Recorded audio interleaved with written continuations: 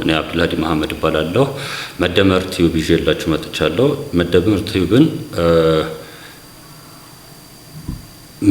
የሚያጠነጥነው ኢትዮጵያ ገናናነቷን እንድታረጋግጥ መንገዶቿን በምን መልኩ መቀየስ አለብን የሚለው ነው። አንደኛ ማንኛውም ሀገር ገናና ሊሆን ወይም ትልቅ ሀገር ሊሆን ሶስት ነገሮችን ማካተት አለበት። አንደኛ ወይም መስፈርቶች ማሟላት አለበት።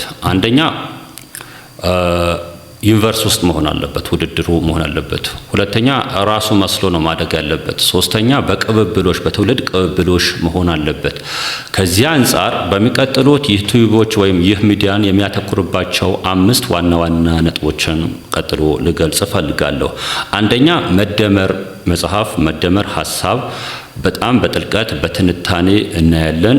መደመር ምንድነው የሚለው ከዓለም ርዕዮቶች አነጻጽረን ዓለም ከሄደችባቸው ካሳለፈቻቸው ርዕዮቶች አንፃር፣ ሂደቶች፣ ስርዓቶች አንፃር በደንብ በስርዓት እናያለን። ምክንያቱም መደመር የጥቁር ሕዝብ ሀብት ስለሆነ ከዚህ አንፃር በጣም በስፋት በተግባርም በሐሳብም በንድፈ ሐሳብም በጣም በትንታኔ በሚቀጥለው ይህ ሚዲያ አተኩሮ ከሚሰራባቸው አንዱ ፓርቶች ሚዲያ ይህ መደመር ነው፣ የመደመር ሐሳብ ነው።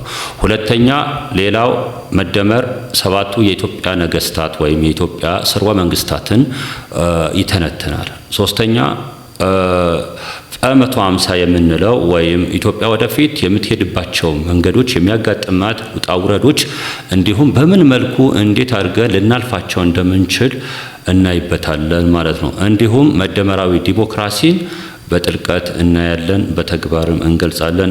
በመጨረሻ መደመር በተግባርን እናሳያለን። በተግባር እናሳያለን ምናልባት እታች ወርደን ገጠር ወርደን ከትንሹ ገጠር ወደ ላይ እየተደመረ ህዝቡን ኢትዮጵያን ገናና ህዝብ እንድትሆን ገናና ትውልድ እንዲሆን ገናና ሀገር እንዲሆን እንሰራለን ማለት ነው። ይህ ነው። በሚቀጥለው ዩቲዩባችንን ሰብስክራይብ እንድታደርጉ ውድ ተመልካቾቼ እጅግ በአክብሮት እጠይቃለሁ።